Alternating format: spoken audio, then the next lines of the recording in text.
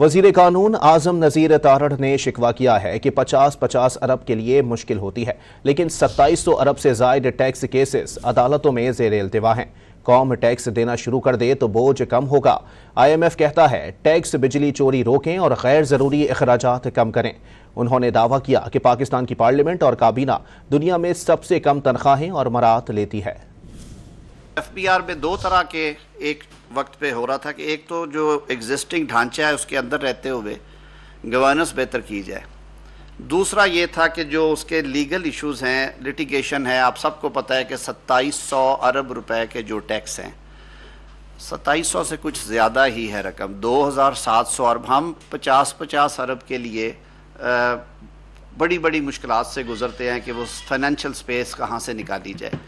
وہ ہمارے commissioner انلینڈ revenue, tax tribunals اور اعلیٰ عدالتوں میں جو سٹے آرڈرز ہیں ان کی نظر ہیں، اور وہ ریکوریز جو ہیں وہ رکی پڑی ہیں۔ 2 کروڑ تک کی جو ٹیکس لائبلٹی ہے اس کی اپیلیں کمشنر انکم ٹیکس کے پاس جائیں گی، یا سیلز ٹیکس کے میٹرز ان کے پاس کمشنر لیول پہ۔ اس سے اوپر والی اماؤنٹ جو ہے وہ ٹریبیونلز میں جائے گی۔